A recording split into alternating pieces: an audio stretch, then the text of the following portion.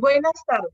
Bienvenidos al CADEX, la urgencia en la recuperación de los aprendizajes, un espacio digital organizado por IPAE Acción Empresarial para discutir y poner en agenda temas de relevancia nacional con la participación de destacados líderes.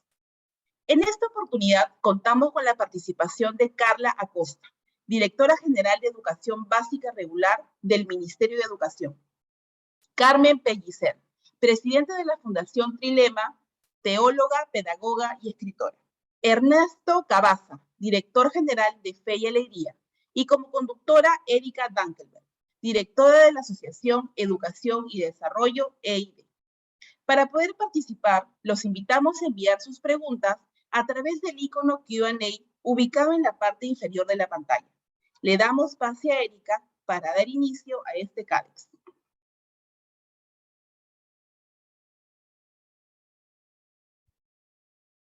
Hola, buenas tardes a todos. Es un placer estar con ustedes acá en este CADEX. Como saben, la educación, el sector de educación ha sido uno de los más golpeados por la pandemia.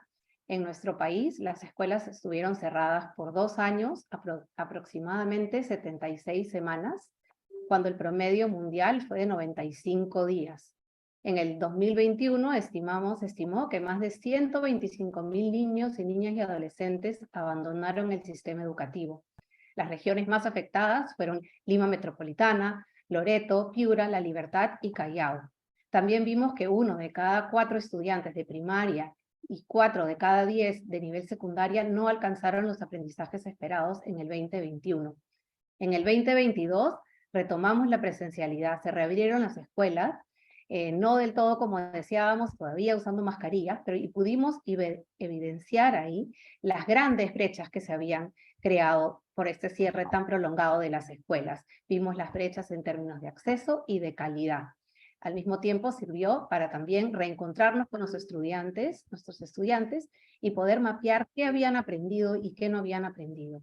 En este 2023, que 9 millones de estudiantes peruanos regresan a sus escuelas, nos preguntamos, ¿qué necesitamos hacer para abordar de manera urgente la recuperación de los aprendizajes?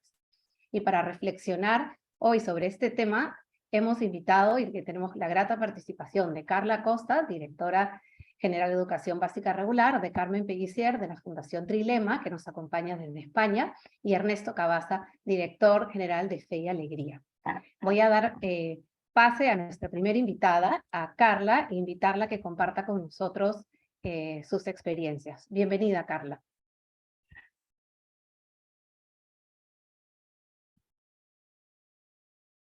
Ok, buena tarde. ¿Se me escucha, Erika? ¿Sí? Ok.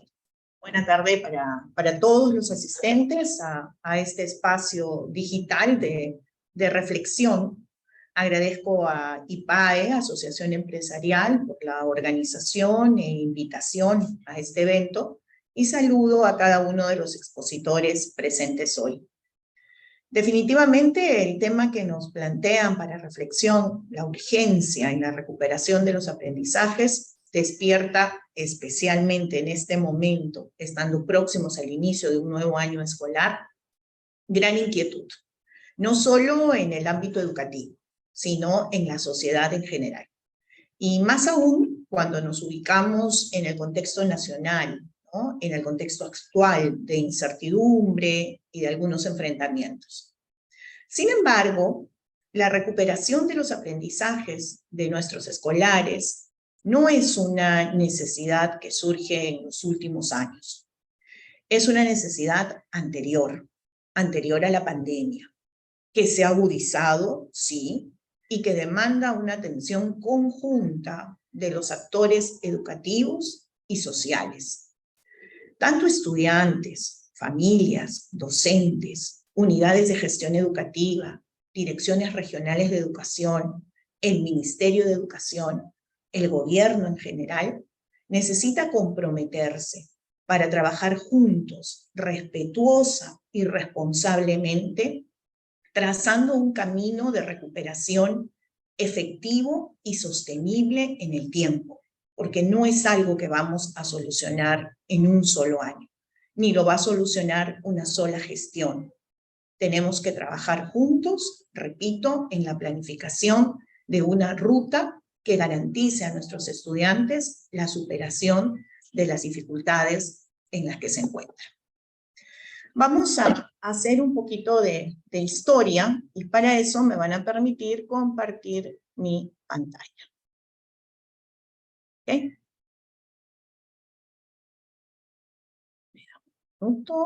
Ok.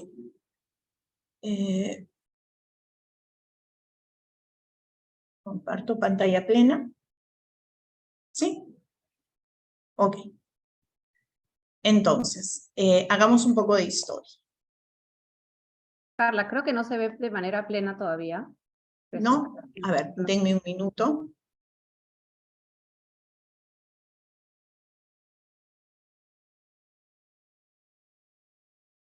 Y me acomodo. ¿No? Ok, dejé de compartir. Vuelvo a compartir.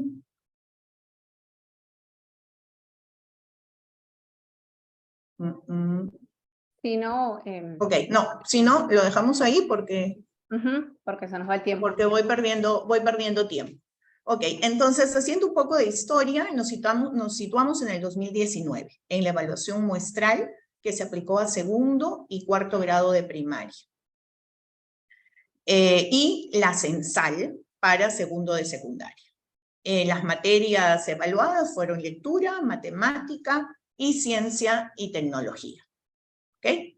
Los resultados no fueron los mejores, más del 50% de nuestros estudiantes se ubicaban en los niveles de inicio, proceso, y menos de la mitad de nuestra población escolar alcanzaba los logros esperados. En ese contexto llegamos a la pandemia. 2020 y 2021. Esta pandemia definitivamente lo que hace es plantearnos un gran desafío. Brindar continuidad a más de 8 millones de niños, niñas y adolescentes. Rompiendo absolutamente todos los esquemas, dejando de lado todo lo planificado para el 2020 y en adelante, y planteándonos la necesidad de crear una nueva escuela que atienda las demandas tan diferentes de nuestra sociedad y de nuestros escolares.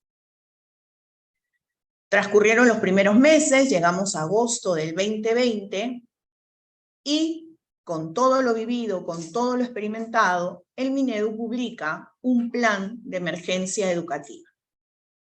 Se establecen 6 ejes. Pero para temas de esta presentación me voy a centrar en uno solo: recuperación y consolidación de aprendizajes de los estudiantes de la educación básica y retorno a la presencialidad.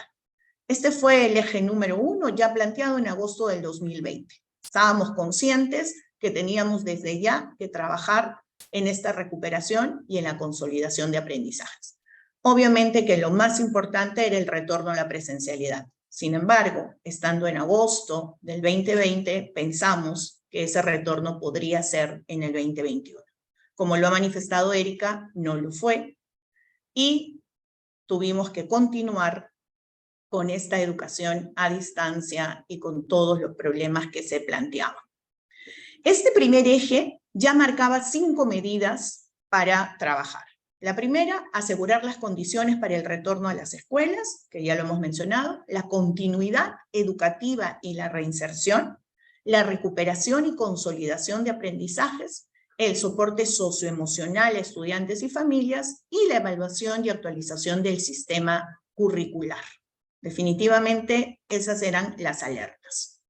Llega el 2022 y se publica la resolución viceministerial 045, que se llama Disposiciones sobre la Estrategia Nacional de Refuerzo Escolar para estudiantes de los niveles de educación primaria y secundaria de la educación básica regular. Pero esto es lo importante: movilización nacional para el progreso de los aprendizajes, priorizando comunicación, matemática y el fortalecimiento de la dimensión socioemocional en el marco de la emergencia sanitaria. Y en el 22 teníamos claro que además de la consolidación de las competencias, necesitábamos también mirar y atender el estado socioemocional de nuestros alumnos. ¿Cómo medimos el impacto? ¿Ok? En el 2021, el Ministerio de Educación no realiza ningún recojo de información a través de pruebas estandarizadas. Sin embargo, sí, podemos conocer a través de entrevistas, llamadas telefónicas, conexiones, podemos conocer las condiciones de acceso de los estudiantes al servicio educativo básico durante la pandemia y gran problema para el sector educativo. Hay un estudio virtual de aprendizajes en el 2021 con el propósito de saber qué es lo que está pasando. Los resultados no son representativos de toda la población porque giran en torno a quienes podían conectarse o no. En el segundo grado de primaria solamente se vinculan los alumnos que los padres tenían posibilidades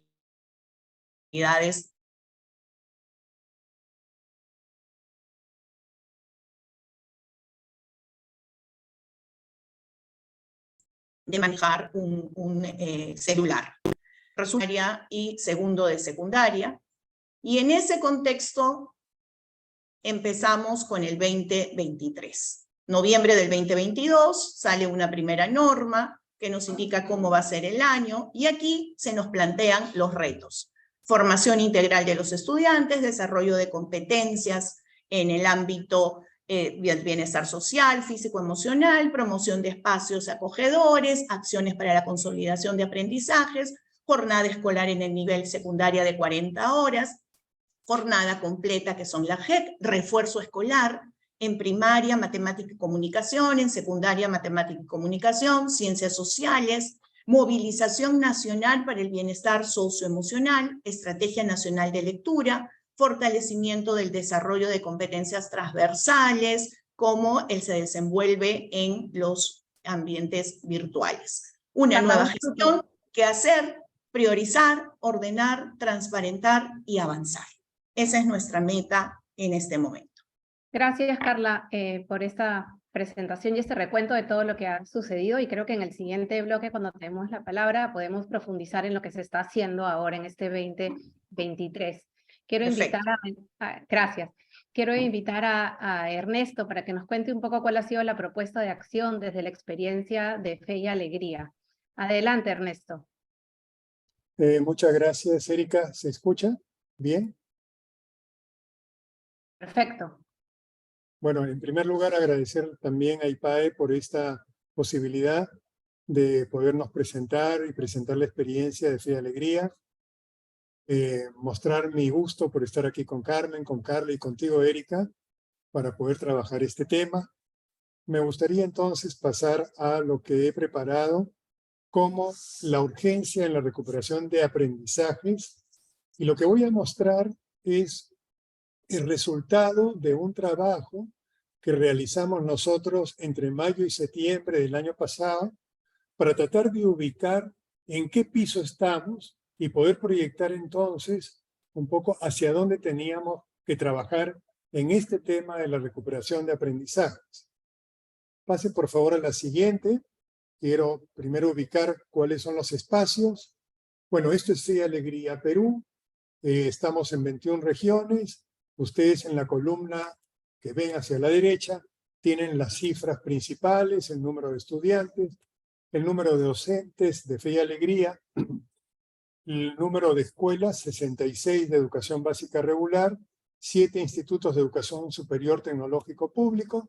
Y es importante aclarar eso porque muchas veces se piensa que Fe y Alegría es solo educación básica, también es educación superior en institutos técnicos. Tenemos también instituciones de educación básica alternativa y de educación básica especial, un centro de certificación de competencias, pero me quiero fijar sobre todo en las 6 redes rurales que están marcadas allí en círculo verde en el mapa. Son 6. La primera está ubicada en Ispicanchi, en Cusco, fue la primera porque fue la primera que nació también. Y en la sierra, la última que nació ha sido la de Huancavelica, en Acobamba. Tenemos dos en costa. Una es en Costa Sierra, que es en Ancash, en Moro, y otra que es en Malingas, en Tambo Grande, en Piura. Y finalmente en la Amazonía tenemos una red en Pucallpa, la otra en la carretera Iquitos-Nauta. Nos vamos a concentrar en esas redes de todo el universo de Fe y Alegría Nacional. Vamos a enfocarnos en ellas. Pasamos a la siguiente, por favor. Estas son las redes. Este es el número de instituciones educativas de cada red. Porque a diferencia de una institución educativa particular que puede tener diversos grados, niveles, por ejemplo, inicial, primaria, secundaria, o incluso extensión a EVA o a CETPRO, esto es un conjunto de escuelas de nivel inicial, primaria o secundaria que conforman una red y que, mediante un convenio con el Ministerio de Educación y con la Dirección Regional de Educación local, nosotros, Fe y Alegría, gestiona para ir logrando cada vez mejores resultados en la red. Cada una de ellas tiene un número de instituciones educativas. Ya ven ustedes que, por ejemplo, la de Iquitos-Nauta es la que tiene mayor número de instituciones. En cambio, la de Ancash es la que tiene menos, junto con Huancavelica, tiene 17 instituciones. En total, las 6 redes hacen 154 instituciones educativas, con 9.700 estudiantes y 621 docentes. Pasamos a la siguiente, por favor. Bien. Vamos a retrotraernos un poquito a lo que estaba diciendo Carla, pero concentrados la atención en el logro de aprendizajes en el 2019, comparando los resultados de Fe y Alegría, de las escuelas rurales de Fe y Alegría en esas redes, con los datos que nos da el conjunto de escuelas públicas del país.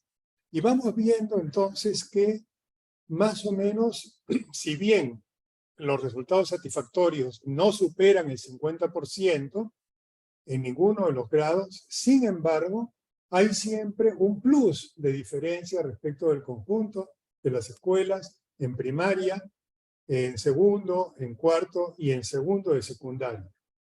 Pasemos, por favor, esto es en lectura. En matemática estamos más bajos, tampoco superamos el 50% satisfactorio, pero igual estamos siempre en un grado superior respecto del conjunto de las escuelas públicas, tanto en primaria como en secundaria. ¿Qué ha pasado después? Y eso es un poco el golpe fuerte que nosotros hemos recibido y la noticia cruda, por decirlo menos, que comunicamos también como experiencia o como punto de partida en este conversatorio. Por favor, la siguiente diapo. Esto es lo que tenemos nosotros a partir del estudio que nosotros mismos hemos realizado. A ver, lo que teníamos antes de este estudio realizado entre mayo y septiembre, que ahí está fechado en agosto del 2022, era el estudio virtual de aprendizajes. Pero el estudio virtual de aprendizajes era, por su propia naturaleza, sesgado, como lo dice el mismo estudio, porque solamente trabajaba o se enfocaba en aquellas escuelas que tenían conectividad. Por lo tanto, muchas de las escuelas rurales quedaban fuera. Sin embargo, ese estudio, lo más importante fue decirnos cómo estaban los chicos en las habilidades socioemocionales. Y realmente no estaban nada bien. Y nos dieron ya un primer insumo de que lo primero que había que trabajar apenas retornáramos a las aulas era ese tipo de trabajo socioemocional para que los chicos vuelvan otra vez a sentir, bueno, la autoestima necesaria para poder trabajar, la autorregulación conductual, el beneficio del bienestar social. ¿Qué hemos tenido, en cambio, en los logros de competencias y aprendizajes fundamentales? Miren, por favor, la columna de logro de aprendizaje en agosto 2022 en comparación con los logros a nivel rural nacional del 2019 y del aprendizaje a nivel nacional del conjunto del sistema educativo. Miren cómo estamos. Hemos pasado del 11% al 7%, el 8% al 6% en lectura, y en matemática del 16 al 3% en cuarto grado de primaria y del 5 al 1% en segundo de secundaria. Eso es lo que nos da el estudio que nosotros hemos hecho en nuestras escuelas con el apoyo de Dumetric, que es una consultoría que les pedimos que hicieran precisamente este trabajo, sea una muestra con casi 3.000 estudiantes analizados. Entonces, si ese es el resultado en Fe y Alegría, teniendo en cuenta lo que les decía anteriormente, los resultados esperados o esperables en el conjunto de la Escuela Pública Nacional. Yo creo que hasta ahí me quedo para después pasar con las últimas 2 diapos a presentarles qué es lo que estamos pensando hacer para el futuro. Perfecto, Ernesto, buenísimo. Sí, esos resultados, ¿no? Inclusive veo que en matemáticas en cuarto grado de 13 puntos porcentuales menos, ¿no? Gracias por esta claridad de la presentación y continuamos en la siguiente ronda. Y ahora voy a darle paso a Carmen para que nos cuente desde su perspectiva y el trabajo que vienen haciendo, qué se necesita en esta transformación educativa para asegurar los aprendizajes, ¿no? En esta escuela post-pandemia. Bienvenida, Carmen, adelante. Bien, pues muchísimas gracias a IPAE por la invitación en esta noche. Acá en España es bien tarde, ya va para la medianoche, así que espero no dormirme. Partimos de una situación diferente. Nosotros en España estuvimos cerrados solo 16 semanas y de esto ya hace más de 2 años. Y desgraciadamente voy a empezar diciendo que se nos han olvidado muchas de las enseñanzas de la pandemia. Y quizá mi primera recomendación sería que la memoria se mantenga viva para no volver a cometer los mismos errores. Evidentemente mis colegas previamente ya han hablado de todo el aprendizaje que se ha perdido y de la preocupación institucional que hay por el aprendizaje instrumental, ¿no? Y lo que se ha perdido en términos de matemáticas o de lectoescritura, etcétera, etcétera, que no dudo que es muy grave. Pero es cierto que en la pandemia aprendimos también, y en el confinamiento hemos aprendido también, o aunque se nos haya olvidado acá en España, hemos aprendido algunas otras cosas sobre nosotros mismos. Hemos tensionado el sistema hasta tal punto que hemos visto dónde están sus grietas más profundas y cuáles son los cambios estructurales que hay que hacer. Y no se trata de hacer más de lo mismo ahora para paliar las carencias, se trata de hacer las cosas de forma completamente diferente. Si no, no vamos a responder. Y esto, bueno, pues nos ha hecho darnos cuenta de que en aquellos momentos todos hemos necesitado mejorar nuestra competencia digital, pero las máquinas no van a solucionar sobre todo los problemas educativos de la educación obligatoria. Necesitábamos en aquel momento madurez emocional, autorregulación, sentido de responsabilidad, y fuimos como países capaces de renunciar a cosas fundamentales y encontrar las verdaderas prioridades, ¿no?, que queremos como sociedad. Y esto hace pues que tengamos, repito de nuevo, que recoger ese testigo, ¿no? Algo que viene ya desde hace más de 30 años repitiéndose desde todas las instituciones internacionales, y que yo voy a concretar en 2 iniciativas muy concretas que pueden ayudar a compartirse a la hora de rediseñar, ¿no?, ese futuro que no queremos que sea igual que el pasado, ¿no? El primero ha sido un estudio que hemos realizado con el BID, el poder de transformar la educación. Nosotros hemos trabajado en el capítulo relacionado con el currículum, y mi primer mensaje en este capítulo es que podemos centrarnos en cambiar el currículum o en incrementar las horas de clase que tienen los niños o en hacer refuerzos, pero necesitamos un cambio estructural y sistémico, un cambio que aborde no solamente el currículum, sino sobre todo los sistemas de evaluación interna y externa de los centros, la selección y la preparación de los docentes, y luego hay factores institucionales de gobernanza del sistema que son fundamentales, desde cómo estructuramos una inspección educativa hasta cómo garantizamos los grados de autonomía que tienen los centros para desarrollar sus proyectos, hasta cómo establecemos alianzas con los ecosistemas educativos de las comunidades locales que favorezcan el desarrollo de los centros. Y esto, por supuesto, requiere una apuesta seria por una inversión educativa que supere los índices del PIB previos a la pandemia. Y esto debe ser una apuesta como país. Evidentemente, los profesores o los directores de las escuelas que estén escuchando esta noche, pues a lo mejor nunca llegarán a ser ministros de educación y no podrán tener en sus manos la posibilidad de cambiar el sistema. Pero dentro de cada escuela hay mucho que se puede hacer. Y otra de las consecuencias, o quizá la segunda clave, que yo creo que es importante, es que todos podemos hacer un cambio estructural dentro de nuestras instituciones. Y este microsistema debe pasar por un diseño sistémico de un proceso de mejora hacia la excelencia.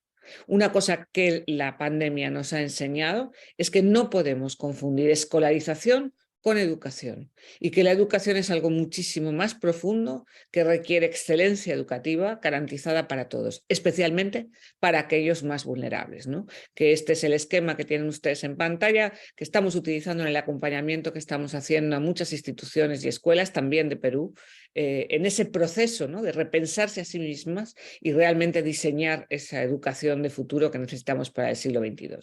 Y muy breve también, la última clave, la tercera clave que me gustaría ofrecerles y compartir con ustedes, es un trabajo en el que he participado con el Gobierno de España durante esos meses de pandemia y prácticamente más de un año de trabajo, intentando diseñar cómo nos gustaría que fuera la España de 2050, ¿no? ¿Qué pasará dentro de 30 años? Porque miren ustedes, en educación 30 años es un periodo muy corto cuando uno se propone cambios realmente ambiciosos, ¿no? Y en ese trabajo, donde estuvimos analizando distintos aspectos de la sociedad, en el capítulo de educación, que fue el que tuve el privilegio de participar, nos planteábamos objetivos ambiciosos, por eso me gustaría compartirlo con ustedes. No se trata de volver a la situación pre-pandemia, insisto, se trata realmente de plantearse la reducción drástica del fracaso escolar, de las tasas de abandono, de las tasas de repetición, el abrir posibilidades múltiples de escolarización en las etapas postobligatorias, sobre todo en el periodo entre 14 y 18 años, un periodo crítico que necesita de mucha creatividad y de mucha inversión.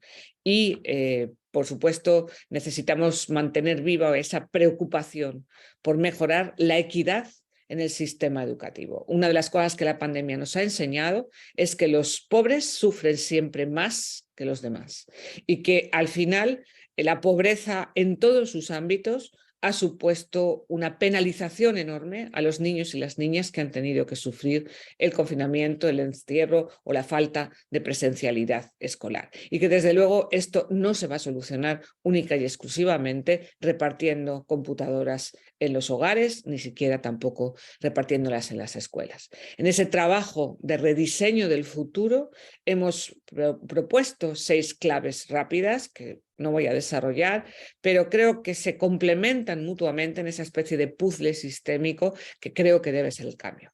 La primera clave es rediseñar el currículum. Cada sociedad, cada país debe plantearse seriamente qué es valioso que una generación aprenda, en términos de cultura, en términos de pensamiento científico, pero sobre todo y especialmente en términos éticos, en qué valores y qué estilo de democracia y de qué compromiso proactivo para construir bien social necesitamos promover dentro de las escuelas.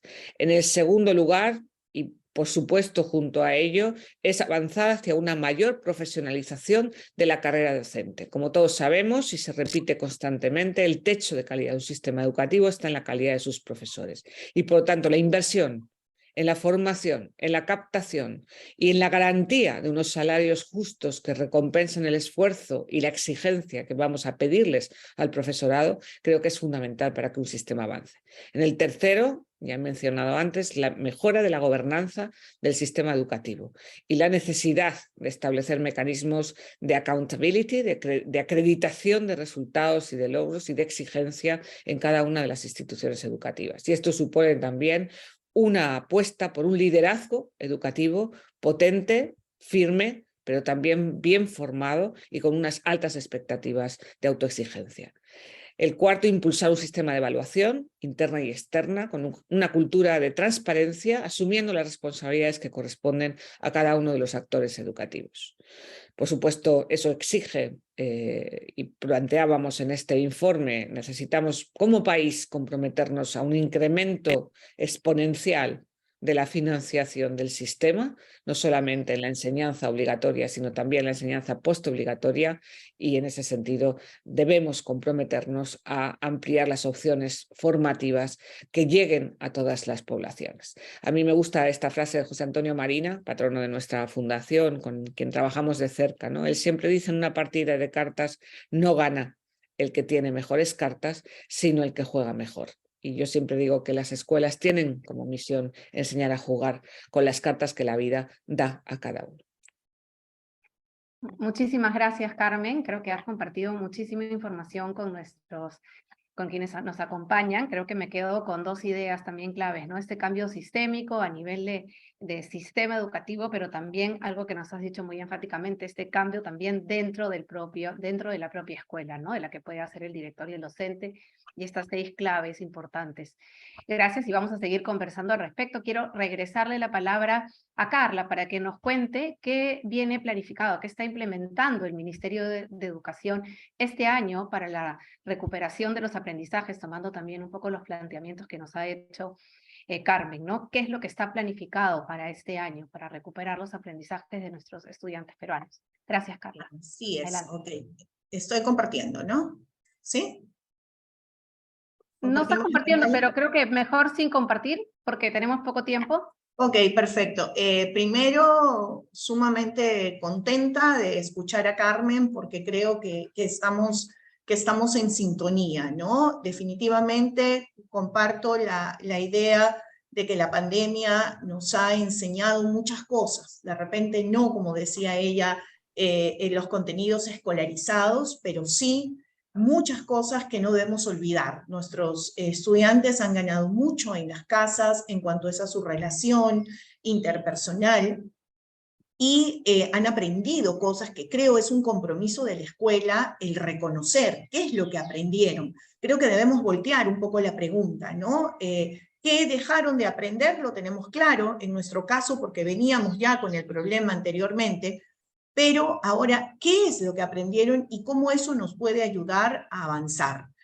Comparto también la idea de que este es un trabajo que tenemos que asumir como país con una responsabilidad mayor de todos los sectores y sobre todo con una inversión también mayor.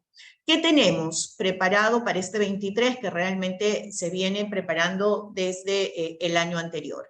Definitivamente la revisión del currículo se ha realizado a fines del año anterior un estudio que está en proceso, que ya nos ha dado algunas alertas y sobre ellas estamos trabajando. Tenemos que acercar más el currículo a lo que es la gestión en el aula, a lo que es la gestión del maestro, ¿no? Tenemos que abandonar un poco nuestra posición desde ministerio, órgano rector y mirar qué es lo que está sucediendo, qué es lo que necesita el maestro para poder ayudar a sus estudiantes a avanzar.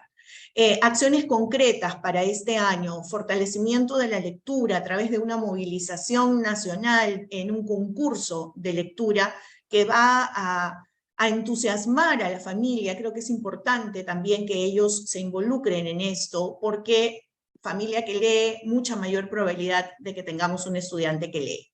La matemática, que plenamente de acuerdo, agradezco los cuadros presentados, porque son el reflejo de lo que está sucediendo. La matemática vista de otra manera, nuevamente, como Carmen decía, tenemos que reestructurarnos, tenemos que reinventarnos.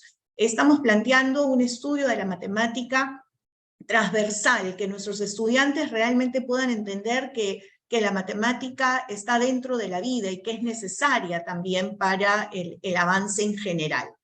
Estamos también apostando por recoger las habilidades que pueden tener nuestros alumnos y darles una mejor oportunidad. Esto a través de la creación de 3 COAR deportivos y de un COAR artístico, ¿no? En donde es un piloto que esperamos, con una mayor inversión en la que todos nos tenemos que comprometer, podamos seguir fortaleciendo. Y la parte que mencionaba Carmen, el fortalecimiento de una ciudadanía activa.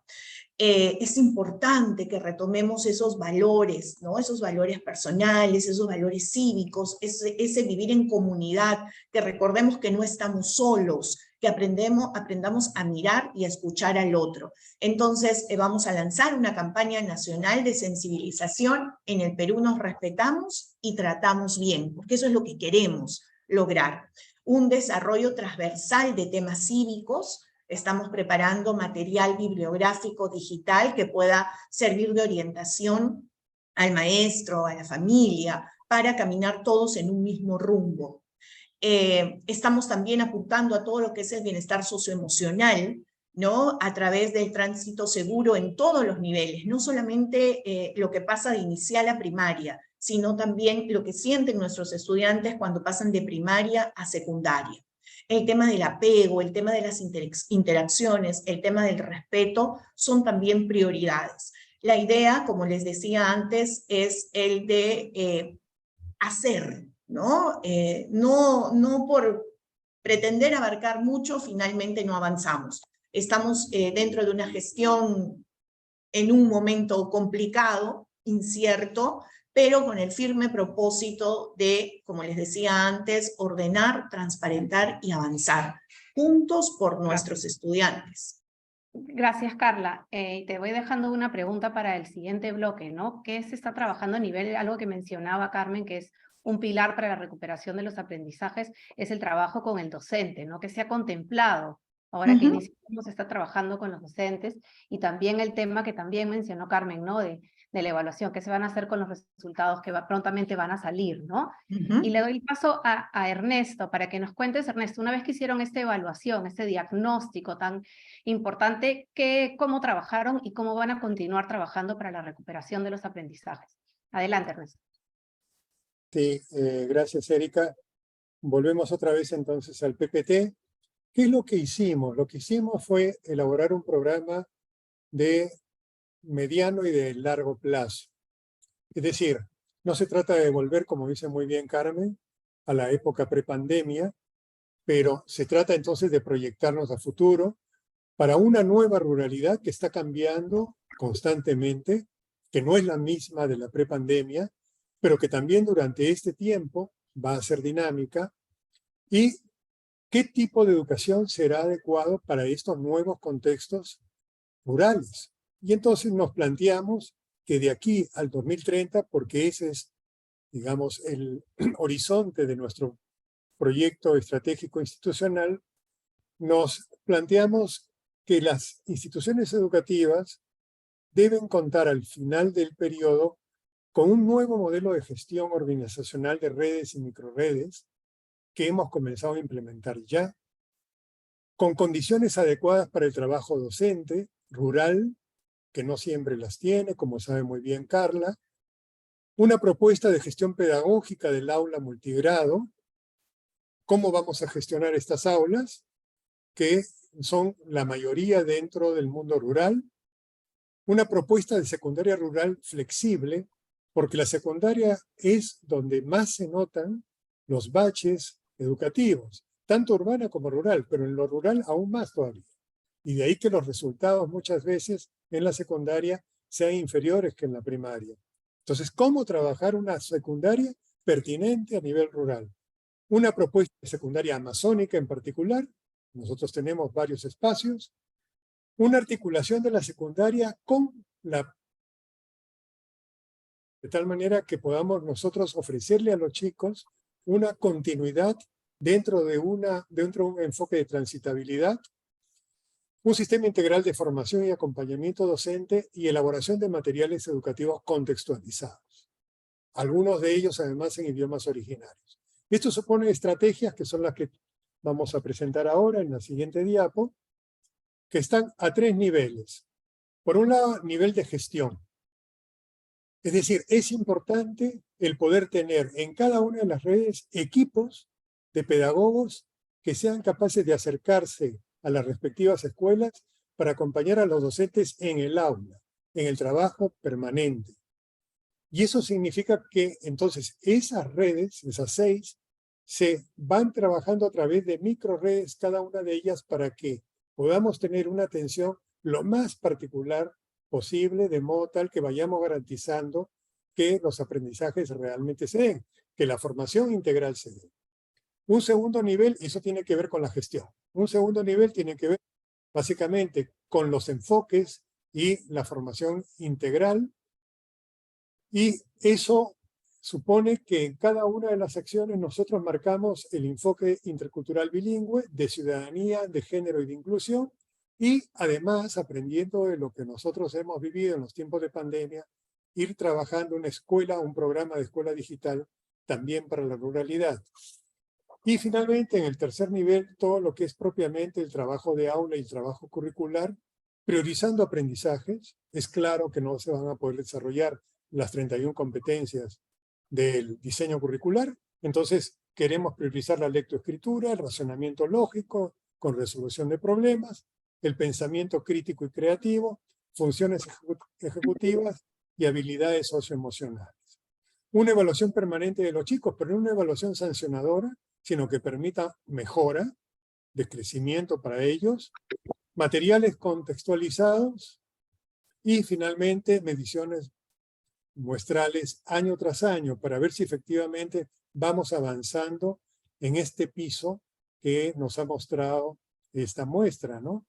De tal manera que podamos a lo largo de estos 8 años lograr eso que deseamos, que es que todos los chicos y chicas puedan desarrollar al máximo sus capacidades. Muchas gracias, Ernesto. Creo que queda claro, ¿no? Esa estrategia que están planteándose para el nuevo programa educativo en la ruralidad, ¿no? Estos 3 niveles: a nivel de la gestión, del enfoque más pedagógico, de lo que se quiere priorizar, lo que dicen las investigaciones en este 2022-23, es que mejor profundizar que amplitud, ¿no? Creo que eso es también importante. Y luego todo este trabajo ya de la priorización, claro, de la priorización de los aprendizajes y la evaluación. Y gracias. Ahora continuamos después regresamos con la siguiente pregunta para Ernesto, pero ahora quería darle la palabra también a Carmen nuevamente por algo que tocó Ernesto, el que mencionaba este trabajo también en la alfabetización digital, ¿no? Con los docentes, con los directivos. Y preguntarte a ti, Carmen, ¿no? En este proceso de transformación de las escuelas en esta etapa post-pandemia y para la recuperación de aprendizajes, ¿cuál es el rol que juega la tecnología, ¿no? Cómo recuperar aprendizajes en esta nueva realidad en la que ingresamos. Inclusive hoy en día estamos hablando mucho de la inteligencia artificial y cómo usarla. Entonces, un poco para ti, ¿cuál es ese rol que juega ahí la tecnología? Gracias. Bien, yo creo que es innegable que la pandemia ha dejado un efecto positivo en el incremento de la competencia digital de los alumnos, de los profesores y de las familias en muchos casos. Y por lo tanto creo que es importante consolidar ese avance para no retroceder. Pero es cierto que otro efecto de la pandemia es que hemos valorado mucho más la presencialidad. Es decir, hemos aprendido a discernir qué es lo que se puede hacer con una máquina y qué es lo que no se puede nunca hacer con una máquina. Y creo que eso nos debe llevar a pensar no solo cómo equilibramos el rol de la tecnología, sino también cómo mimamos los tiempos que tenemos para pasar con niños y niñas y qué es lo que tenemos que hacer, porque la tecnología no lo puede sustituir. Creo que la tecnología viene para quedarse en cuanto al profesorado, para facilitar su trabajo, para facilitar recursos cada vez más enriquecidos y actualizados y para ahorrar mucha burocracia y tiempo que se dedica a hacer papeles inútiles que no sirven para mejorar el aprendizaje. Creo que si la tecnología se usa para facilitar el trabajo del profesorado, eso nos va a ayudar a todos. En el caso del alumnado y de las aulas, creo que hay que evitar el fetichismo en el uso de la tecnología y discernir también muy bien que el papel que tiene la tecnología es muy diferente en las aulas de inicial, en las aulas de primaria, en las aulas de secundaria y en las aulas de educación postobligatoria. Y por lo tanto no hay que apresurarse a meter cacharros en las aulas cuando otros aprendizajes son básicos y sí tienen que ser incremental en la forma en la que se van incorporando. Creo que en la educación primaria, inicial y primaria, tienen un rol primero de búsqueda de información, de acceso a un mundo cada vez más global. Tiene un rol también de incremento en los públicos, en los interlocutores. Creo que hoy la tecnología nos permite tener interlocución real y virtual con muchos mundos y planos de diversidad que no conocíamos o que al menos se podían mantener fuera de la escuela. Y luego tienen un rol importante de proactividad en la narración de las propias experiencias de aprendizaje. Y el conocimiento de los lenguajes audiovisuales y de los lenguajes tecnológicos pues va a ser clave en esa educación obligatoria. Creo que luego en la educación postobligatoria, en la educación superior, evidentemente van a facilitar mucho más pues estos mismos roles y por supuesto el trabajo y el desarrollo en la investigación y en la innovación. Eso supone un gran desafío para el cambio en el rol del profesorado, tanto en unos niveles como en otros. Yo creo que es muy importante entender que para un maestro, una maestra de inicial, va a requerir una formación muy potente, no solo en competencia digital, sino sobre todo en educación emocional o, como ha mencionado antes en esto, las funciones ejecutivas, que ha sido la apuesta nuestra en la Fundación y en nuestras escuelas. Estamos haciendo más de 7.000 horas de formación con escuelas de todo el mundo, de muchos países, y estamos trabajando mucho una apuesta por el entrenamiento sistémico de las funciones ejecutivas que desarrollen el pensamiento crítico, creativo y riguroso que va a necesitar el alumnado para moverse en ese mundo de la inteligencia artificial. Es difícil que cuando tienes un alumno o una alumna de 7, de 8, de 10, de 12 años puedas prepararle para manejar la tecnología que va a tener que asumir en el mundo profesional 10 años más tarde, porque la velocidad de avance hace eso totalmente imposible. Luego creo que nuestro desafío es preparar aprendices que aprendan constantemente, valga la redundancia, para que justamente sea ese carácter intelectual y también el carácter moral lo que determine el perfil de futuro que va a tener ese alumno o esa alumna.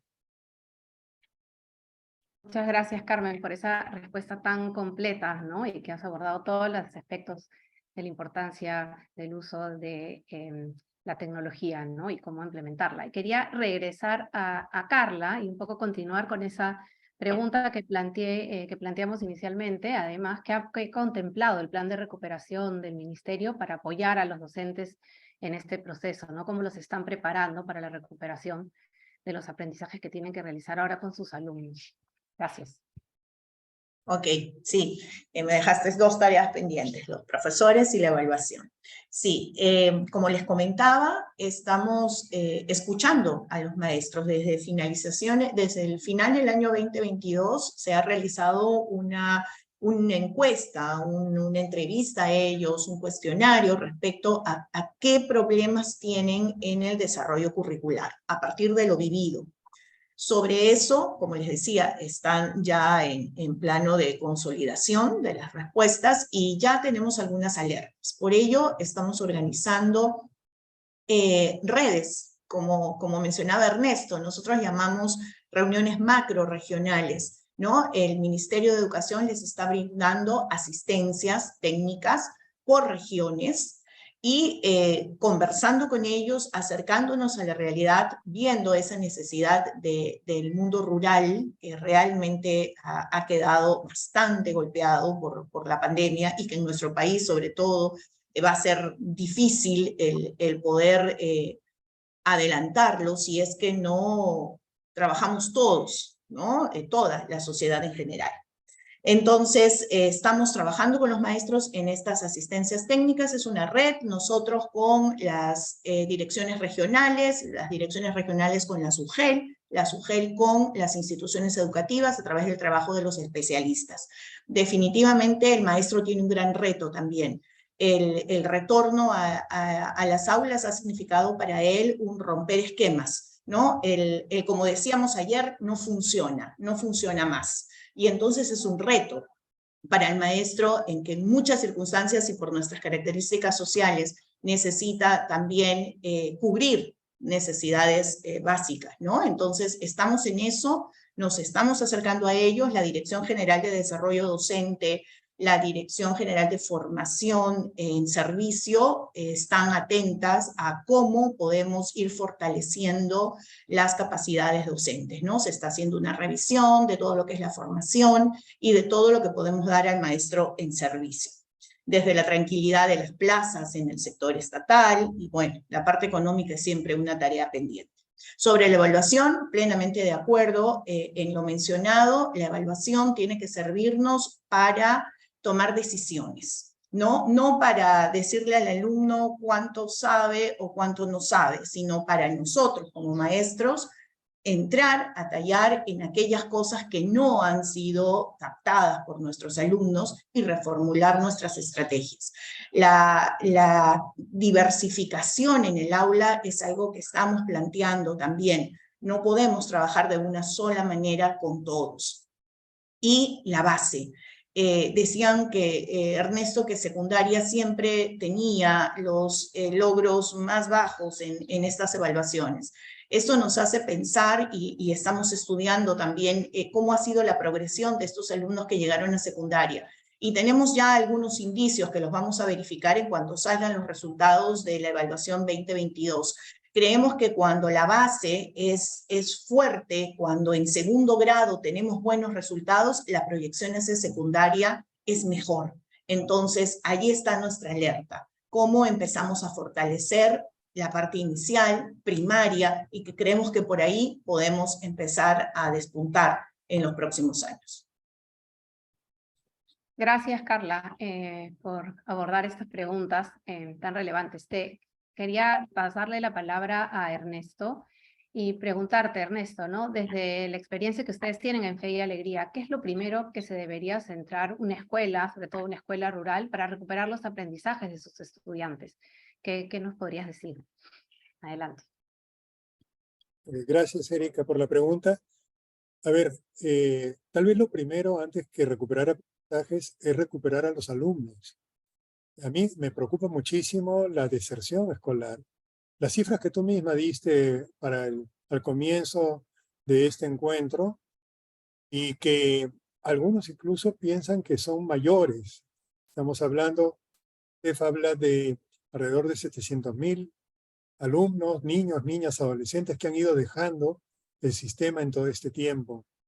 Entonces, creo que un objetivo central del Ministerio de Educación y de las direcciones regionales de educación y de las UGELs, es decir, de todo el sistema educativo, tiene que ser no perder a ningún alumno o alumna. Tenemos que irlo a buscar a donde esté y seguirle la pista hasta encontrarlo, porque puede ser que los padres hayan migrado a otro lugar, pero allí donde hayan migrado hay que asegurar que ese alumno reciba o que esté presente en la escuela que le toque en el sitio donde se encuentra.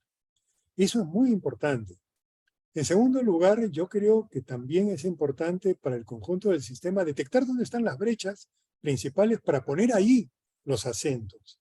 Y una brecha clave es educación rural, donde yo colocaría el énfasis precisamente para impedir o para evitar que la brecha se siga agrandando, es precisamente en aquellos espacios, y son dos, que son los que más marcan precisamente la agudez de la brecha. Uno es la educación rural y otro es la básica alternativa. La básica alternativa se alimenta de todos aquellos alumnos que desertaron del sistema y después necesitan reincorporarse otra vez de algún modo. ¿Y saben cuántos compatriotas nuestros no han concluido sus estudios básicos o sus estudios de secundaria según cifras del Ministerio de Educación? Estamos hablando de 8.200.000 personas, o sea, más del 25%, más de la cuarta parte de la población del país, que no han logrado certificar sus estudios básicos. Entonces, ¿qué es lo que está pasando? Que lo que estamos reproduciendo es este círculo vicioso en que, por no recuperar a nuestros estudiantes a tiempo, lo que finalmente estamos haciendo es dejándolos a la deriva y que no puedan concluir ni siquiera muchas veces sus estudios primarios o secundarios. Por lo tanto, ¿dónde hay que apuntar? Allí donde se dan las brechas fuertes, donde Estado y sociedad tienen que colaborar juntos para poder trabajar en esas brechas. Yo, más que muchas acciones, lo que creo que tenemos que tener es dos objetivos claros en donde tenemos que tratar de comenzar a disminuir un poquito la brecha. Y serían esos dos ámbitos. Es lo que se me ocurre. Muchas gracias, Ernesto. Y esto estaba muy en relación a lo que había planteado Carmen, ¿no? Que trabajar en la equidad en el sistema educativo y mirar ahí donde tú has bien puesto el dedo en la llaga, ¿no? ¿Dónde está esta brecha más fuerte y dónde se están acrecentando estas diferencias? Gracias. Carmen, te quería preguntar también, tú sabes que acá en el contexto peruano estamos en un contexto bastante de inestabilidad, no se sabe en qué momento volverá a haber una huelga de docentes, ¿no? Y preguntarte una etapa conflictuada a nivel políticamente, ¿no? Entonces, te quería preguntar, en el proceso de recuperación de los aprendizajes, para ti, ¿qué rol cumple la autonomía escolar, ¿no? ¿Qué rol cumple cada comunidad, cada institución educativa, cada equipo docente? Bien, yo creo que el rol de la escuela es clave y evidentemente la autonomía va ligada a la responsabilidad y a la competencia profesional. Si yo solamente puedo dar a una escuela autonomía de proyecto cuando su personal es competente para llevar ese proyecto adelante y evidentemente garantizar que se tienen acceso a los recursos necesarios para que ese proyecto sea posible. Dicho esto, la autonomía conlleva también la colaboración. Como decía antes Carla, la importancia de generar redes colaborativas, porque hoy en día una escuela sola, un maestro solo no puede cambiar y evidentemente una escuela sola es muy difícil que logre el llegar a un cambio realmente permanente en la personalidad del alumnado. Por lo tanto, generar redes, generar apoyos colaborativos y garantizar que esa autonomía cuaja en proyectos que acrediten su éxito en el impacto directo en los aprendizajes del alumnado. Y eso pasa, por lo tanto, por generar un sistema de evaluación del sistema, valga la redundancia. Es decir, necesitamos un modelo de evaluación de desempeño profesional docente.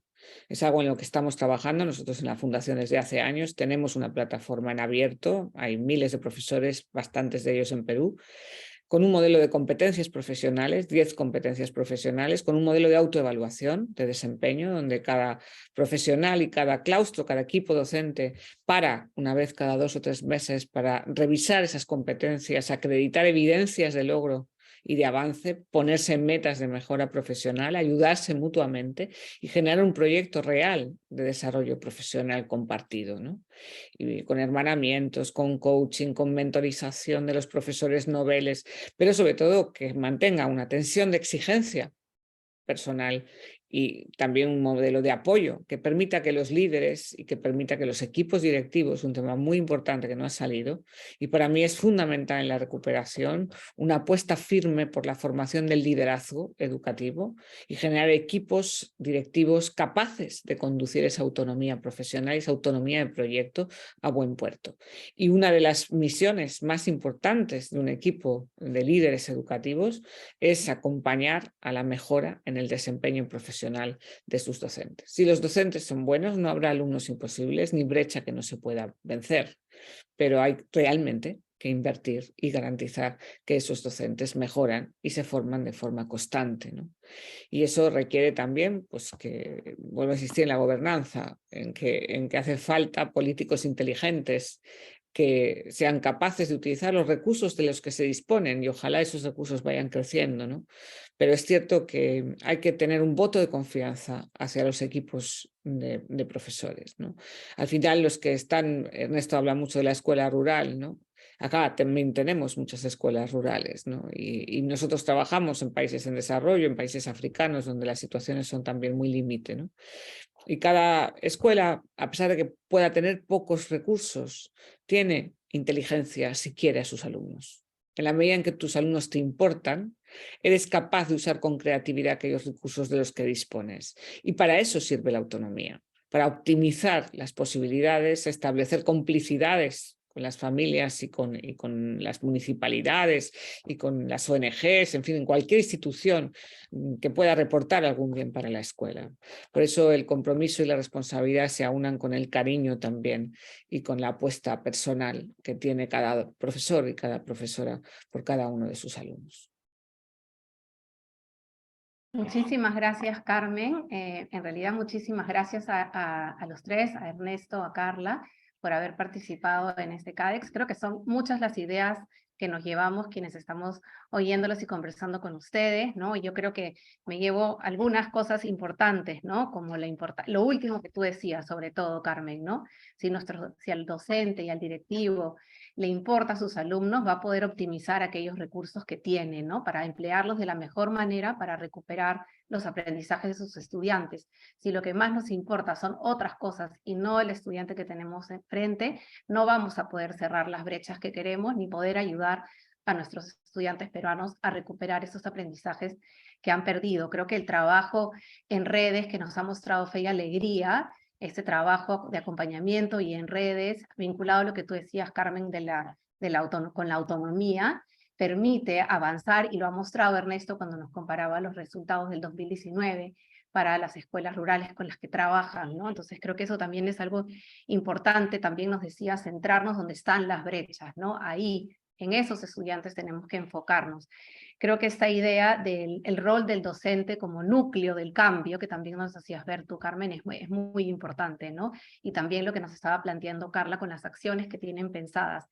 Y creo que también se demuestra, y lo han vuelto a decir, tanto Ernesto como Carmen y Carla, la importancia de la evaluación, de evaluar cómo están esos estudiantes, mapear aquello que saben para desde donde están seguir adelante, y también evaluar al docente, ¿no? Evaluarnos, evaluar cómo está haciendo ese desempeño. Por ahí es importante también poder continuar con la profesionalización de nuestros docentes, con la carrera pública magisterial que haya avanzada en competencias, en desempeños, ¿no? Creo que solo así podemos lograr este cambio estructural que tú nos dices a nivel de la institución educativa, Carmen, pero también a nivel del sistema educativo en sí. Yo les agradecemos a todos su participación y los invito a completar una breve encuesta que aparecerá en pantalla. Además, nos gustaría agradecer también a los medios de las regiones de Lima, Arequipa, Cajamarca, Cusco y La Libertad, que siempre han sido aliados estratégicos en la transmisión de estos eventos, y en particular este. Y ya próximamente les haremos llegar la invitación a nuestro siguiente CADEX, invitarlos también a que puedan acceder a los documentos que Carmen presentó, que fue el trabajo que realizó, que también lo vamos a divulgar en nuestras redes para que puedan acceder a ellos. Bueno, nada más agradecerles a todos y ya nos vemos prontamente.